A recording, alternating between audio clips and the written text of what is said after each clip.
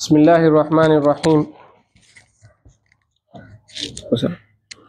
بسم الله الرحمن الرحيم. الحمد لله رب العالمين، الصلاة والسلام على رسول الله وعلى آله وأصحابه ومن والاه، ما بعد.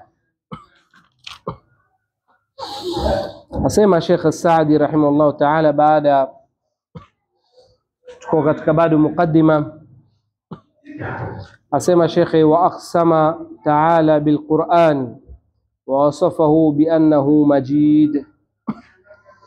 Mwenyezi Mungu Subhanahu wa Ta'ala ameiapia Qur'an, ameiapia Qur'an na akaisifu Qur'ani ni majid. Ameiapia wapi Qur'an? Mwenyezi Mungu Subhanahu wa Ta'ala asema wal Qur'anil majid. Yapo ile ni qasam. Mwenyezi Mungu ameiapia.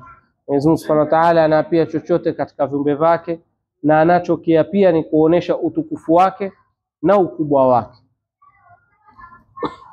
Na Mwenyezi Mungu Subhanahu wa Ta'ala amesifu Qur'ani majid.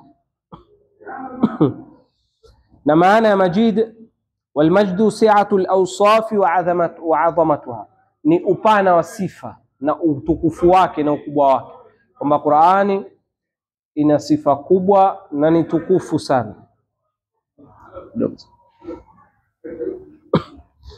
Wadhalika lisi'ati maani al-Qur'ani wa 'azamatiha,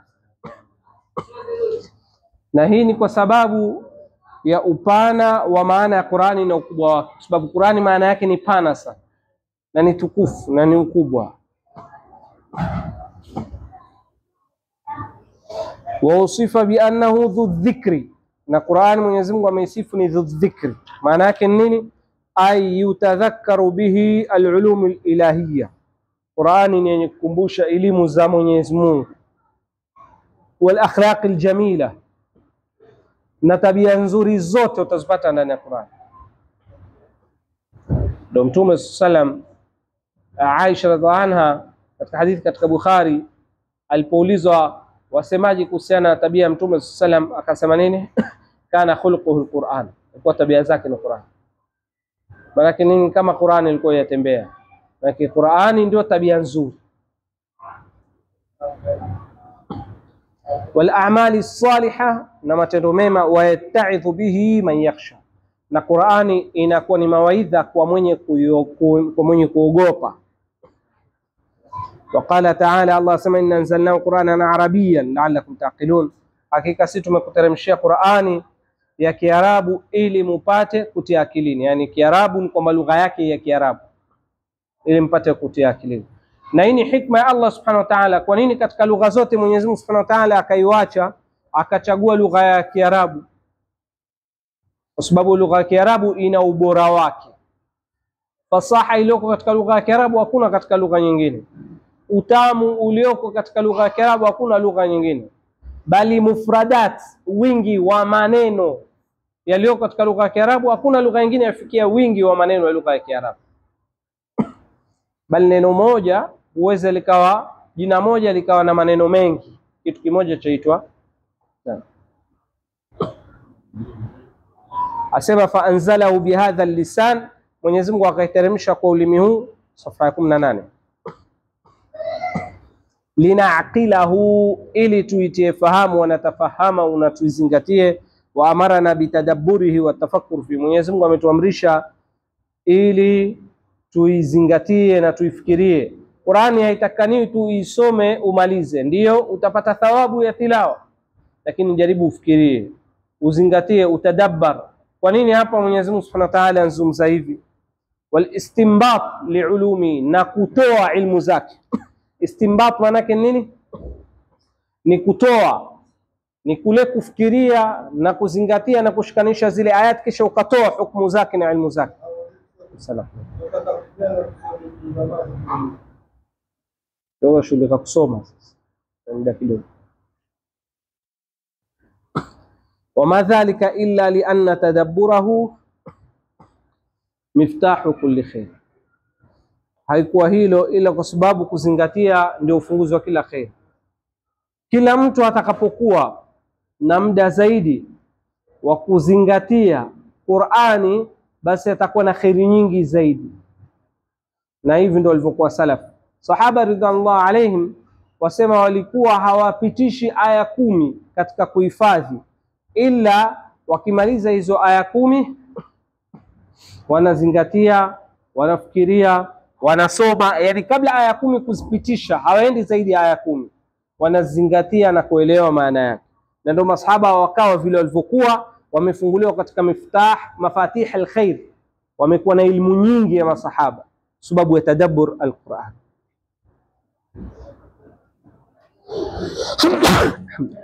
Muhassin lilulum, Qurani ni yenye kumfanya mtu apate na elimu nyingi sana, wal asrari, na siri nyingi. Falillahi alhamdu washukru wathana, sifa njema zote zake Mwenyezi Mungu na shukrani na usifika. Alladhi ja'ala kitabahu hudan wa shifa, ambaye Allah subhanahu wa ta'ala ameifanya kitabu chake ni uongofu. Dalili gani tulitoa jana kwamba Mwenyezi Mungu ameifanya Qur'ani ni huda? Dalili ya Qur'an tulitoa jana ayat. Aya gani Mwenyezi Mungu amesema kwamba Qur'an ni huda? Nyingi sana.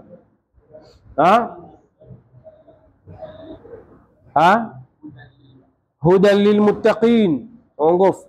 Yahdi lillati hiya aqwam. Shahru Ramadhan alladhi unzila fi alquran hudan linnas. Naona zote zinaonyesha. Wa shifa, na Mwenyezi Mungu akaifanya Qur'an ni shifa. Shifa, aya gani inaonyesha kwamba Qur'an ni shifa? Qul wa nunazzilu min alqur'ani ma huwa shifaa'un wa rahmatun lilmu'minin. Qul huwa hudan wa shifa wa rahma wa nur, na Qur'ani ni nur, mwangaza. Wa tafsira wa tadhkira, na yenye kutabsira ni yenye kufungua muono na ukumbusho. Wa baraka, na Qur'ani ni baraka. Wa hudan wa bushra lil muslimin, na huda na bishara kwa Islam. Fa idha alima hadha, ikiwa muislamu umeelewa hili, basi alima iftiqaru kullu mukallafin limaarifati maanihi wal ihtidabi.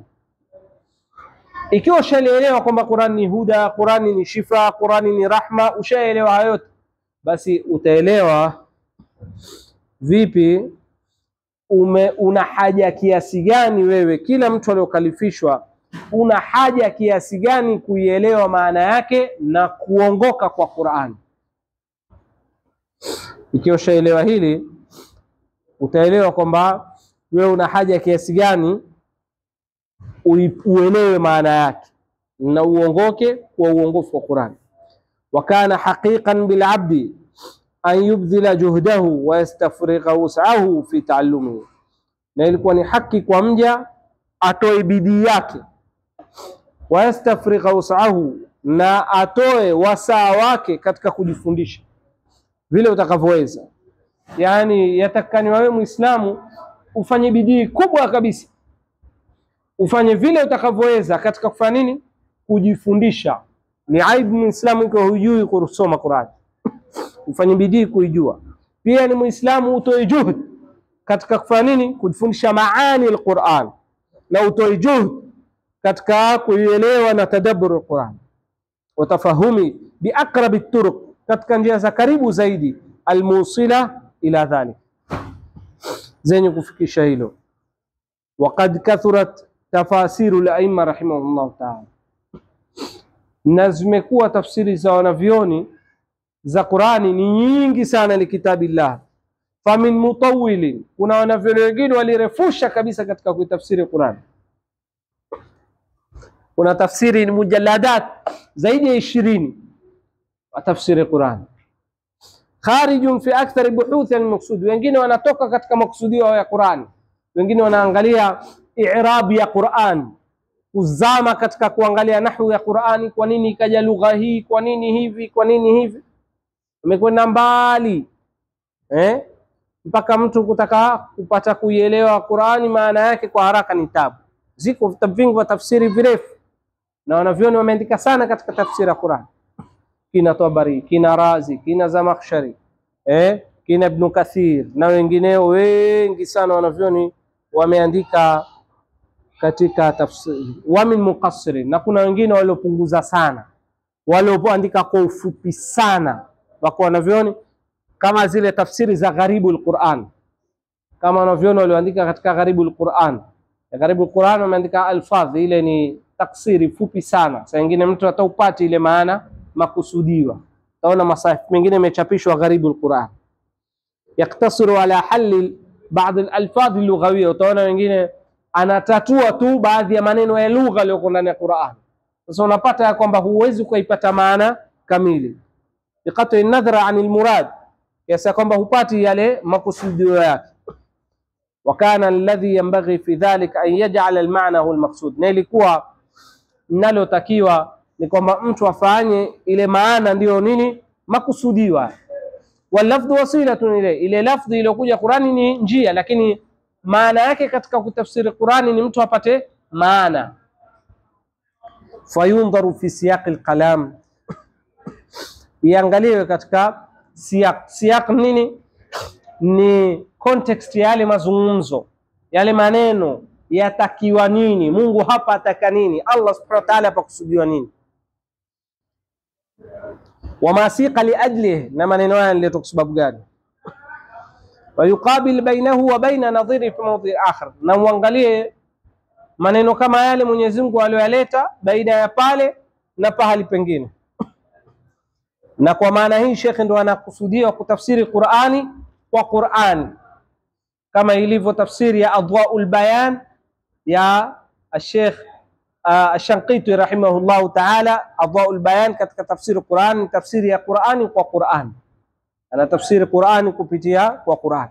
Na hii ndio anakusudia Sheikh kwamba ni muhimu mara nyingine katika siyaki ya Qur'ani katika kutafsiri ni kwamba uangalie ayat ambazo ziliofanana na ile na makusudio, sababu Qur'ani mara nyingine kuna ayat zimekuja kama zile na makusudio haya, kama Mwenyezi Mungu Subhanahu wa Ta'ala alipozungumza kuhusiana na Bani Israila, utapata ya Bani Israila dhkuru ni'mati allati an'amtu alaykum wa ufu bi'ahdikum wa yafrahu.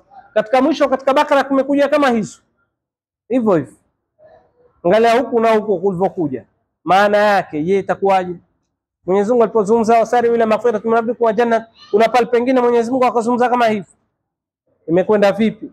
Kwa hivyo siyaqul ayat kuangalia bainahu wa baina nadhiri mfano wake. Wa yu'rafu annahu siqa li hidayati alkhalqi kullihim, na Qur'ani imeletwa malengo yake ni kuwaongoza binadamu wote, alimuhum wa jahilum, wanavyoni na wajinga wote wanakusudia kuongozwa na Qur'ani. Mwenyezi Mungu Subhanahu wa Ta'ala alipoleta Qur'ani alileta malengo yake ni kuongoza binadamu wote, maulama na wasiokuwa maulama, watu wote. Kwa hivyo Waislamu wengine hukosea kwamba nini, mimi Muislamu wa kawaida, yani ni kama kwamba elimu ya kuielewa Qur'ani ya watu fulani, ila ni Mwenyezi Mungu Subhanahu wa Ta'ala analeta kwako wewe Muislamu. Wewe Mwenyezi Mungu azungumza na wewe huelewe Mwenyezi Mungu ataka nini. Kwa hiyo makusudio yako pia wewe Mwenyezi Mungu Subhanahu wa Ta'ala.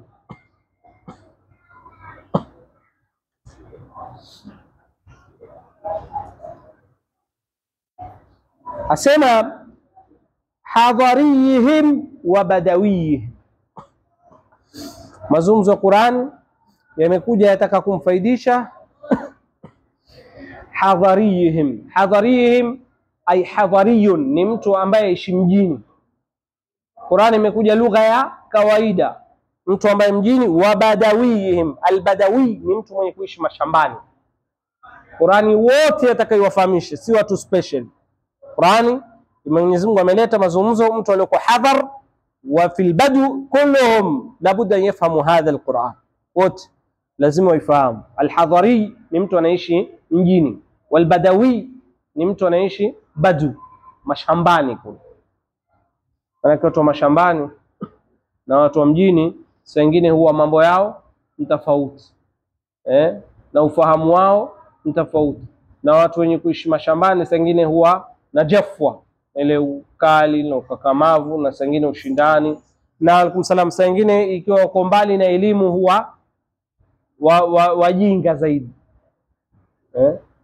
Al-a'rabu washaddu kufran wa nifaq. Al-a'rabu wale ni badwiyun, watu wenye kuishi mashambani ndio al-a'rabu, sio arabu. Al-a'rabu A'rab ni jamu ya a'rabiyun. A'rabiyun ni mtu mwenye kuishi mashambani, jamu yake ni a'rab. Ama arabiyun jamu yake ndo arab.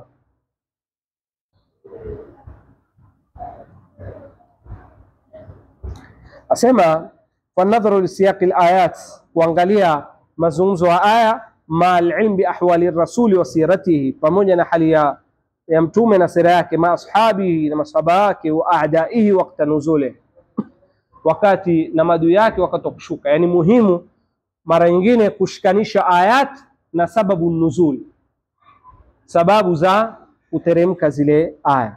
Min a'dhami ma yu'inu ala ma'rifati, katika mambo makubwa yenye kusaidia kuelewa Qur'ani, wa fahmi almuradi minhu, na kuifahamu maksudio yake, hususan khasa idha dhamma ila dhalik ma'rifat ulum alarabiyya, khasa mtu akielewa elimu za Kiarabu. Ni muhimu sana Muislamu, hasa kwa talib ilmu, lazima uelewe elimu za Kiarabu, uelewe lugha ya Kiarabu, uelewe ilmu ya nahwu, uelewe sarfa, uelewe balagha. Hata kama hutozama sana ndani yake, lakini uelewe kiasi ya kwamba ukisoma katika Qur'ani basi utakuwa waelewa, sababu utaweza pia kukusaidia katika kuelewa maana na maneno ya wanavyoni. Ala ikhtilafi anwa'iha, katika ikhtilafu wa sampuli ya ulum al-arabiyya. Elimu za Kiarabu ziko nyingi, katika nahwu, katika sarf, katika balagha na nyinginezo. Faman wuffiqa lidhalik, yule ambaye atawafikiwa kwa hilo, maana tawfiki kutoka kwa nani? Kwa Allah subhanahu wa ta'ala. Ikiwa Mwenyezi Mungu akuwafikia wewe, umeweza kuelewa sehemu katika lugha ya Kiarabu umeelewa na wafahamu, basi lam yabqa alayhi illa al-iqbal ala tadabburihi, na unayohamu hakubakia isipokuwa fanya nini? Ufanye bidii uikabili kuizingatia Qur'an, wa tafahumihi wa kathratu tafakkur fi alfadhihi, na ufikirie sana matamshi ya Qur'an, wa maanihi, na maana zake, wala wazimiha, na vitu vinaolazimisha katika maneno ya Qur'an. Maana usifahamu Qur'ani juu juu.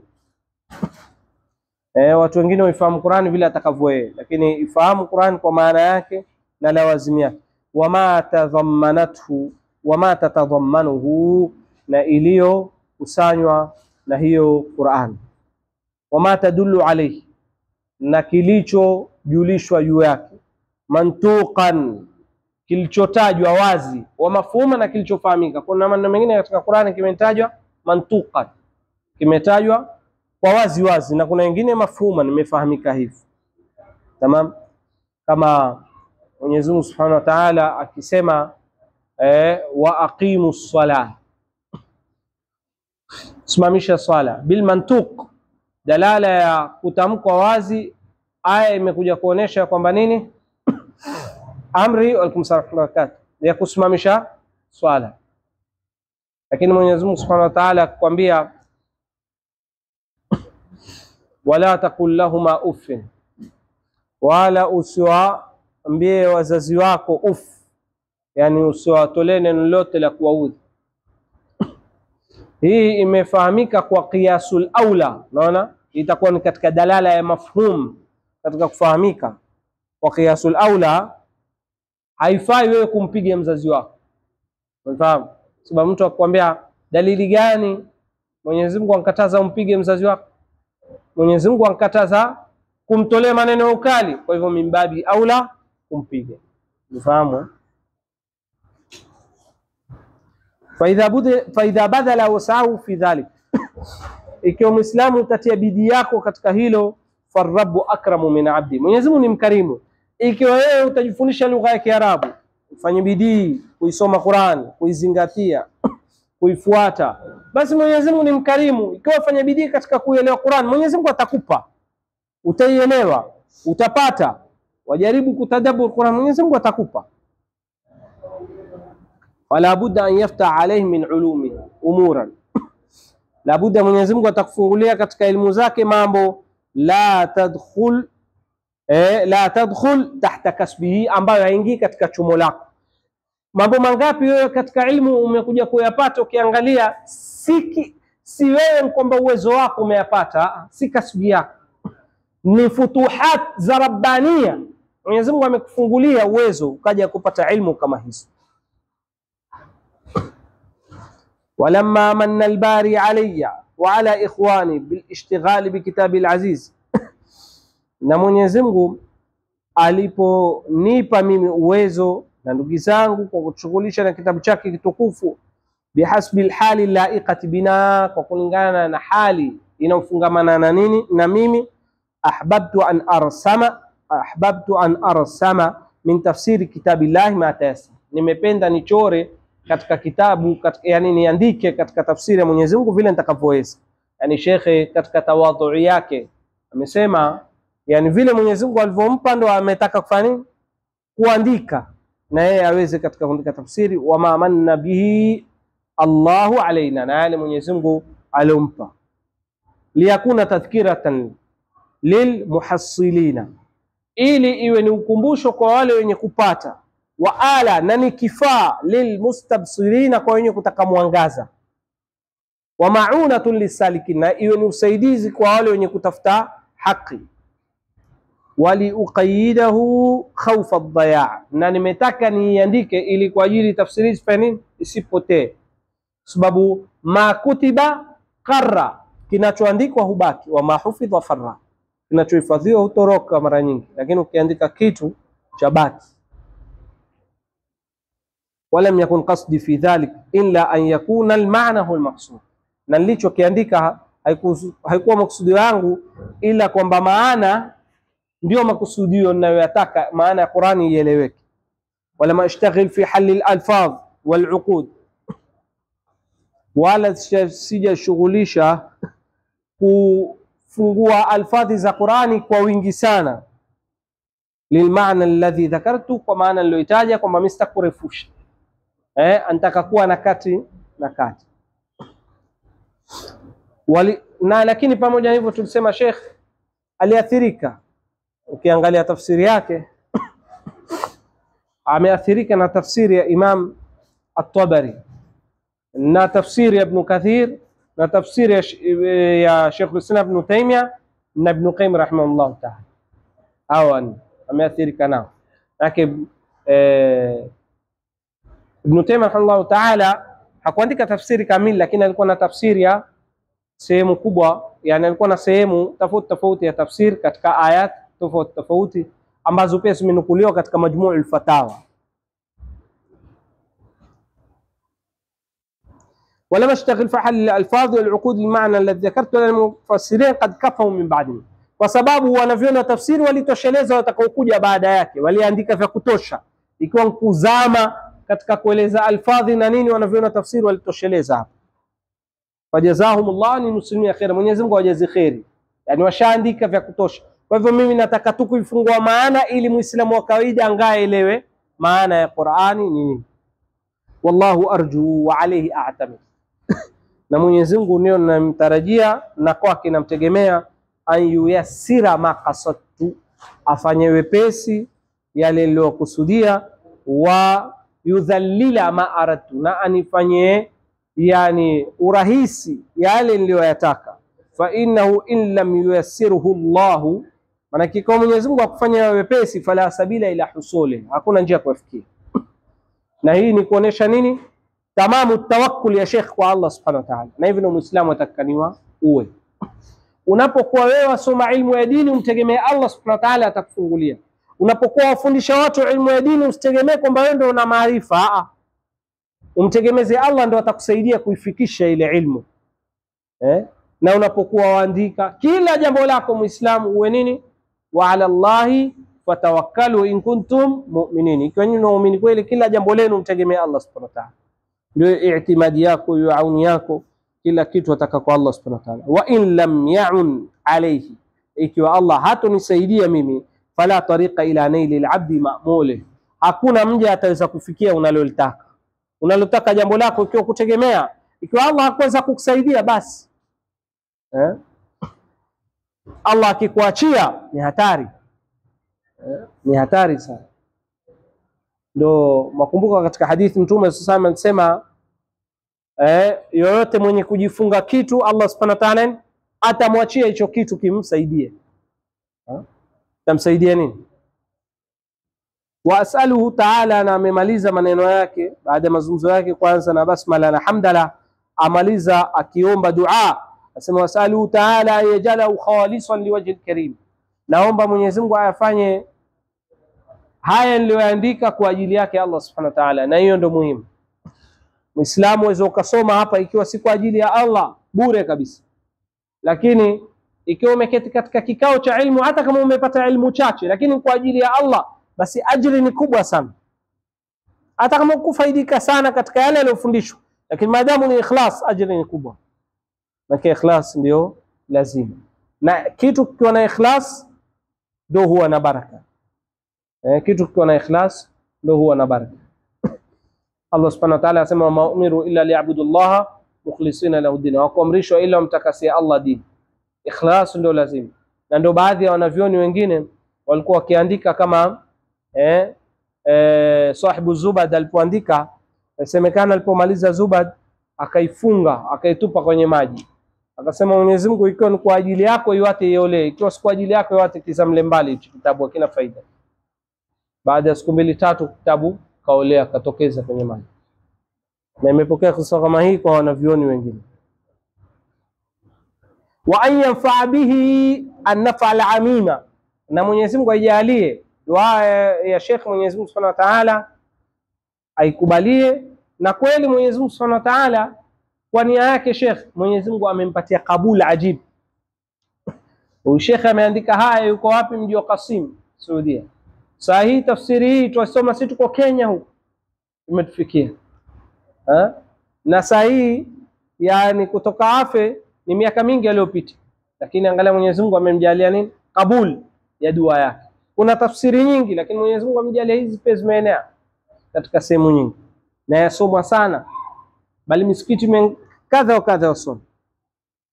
Mwenyezi Mungu ajalia an-naf'a al-amima innahu jawadu, Mwenyezi Mungu ni mtoaji sana, karimu. Mwenyezi Mungu ni mkarimu. Akamaliza kumswalia Mtume sallam, Allahumma salli ala Muhammadin, ewe Mwenyezi Mungu mpe huruma na umfikishie sala Muhammad wa alihi na jamaa zake wa sahbihi na sahaba zake, wasallim tasliman kathira, na uwapatie salamu zilokuwa nyingi sana.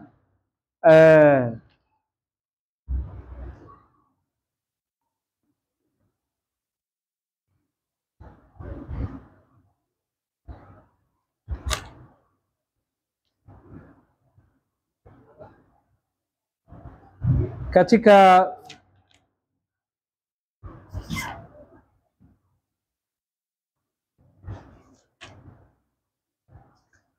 kitabu cha Sheikh alianza Sheikh na mukaddima wa Ibn Qayyim rahimahullahu ta'ala, ambao aliuleta ni fawaid muhimma amezileta katika kutafsiri Qur'an, lakini naona sisi tutaziwacha hizi. Insha Allah taala tuende katika tafsiri ya moja kwa moja, ambayo tutaanza tafsiri ya suratul Fatiha insha Allah taala. Na tafsiri ya suratul Fatiha, Fatiha kwanza kama tunavyojua ni sura yenye ubora mwingi na yenye fadhila nyingi, na ni sura Makkia. Suratul Fatiha ni sura Makkia na ina majina mingi. Ummul Kitab ni katika majina yake, Fatihatul Kitab ni katika majina yake, na Sabul Mathani majina yake, na mengineo mingi katika majina ya Qur'an. Katika majina ya suratul Fatiha ni sura Mwenyezi Mungu Subhanahu wa Ta'ala amejalia siri yake kubwa isomwe katika kila swala, ikawa ni fardhi katika kila swala, na bali katika kila rakaa ni fardhi Muislamu afanye nini? Aisome swala hii, sura hii, suratul Fatiha. Kwa hiyo kwa siku, kwa uchache katika swala ya faradhi Muislamu aisoma mara 17 mbali na swala za sunna. Simame hapa inshallah taala, kesho tutaanza Fatiha moja kwa moja, Allah akitupa tawfik.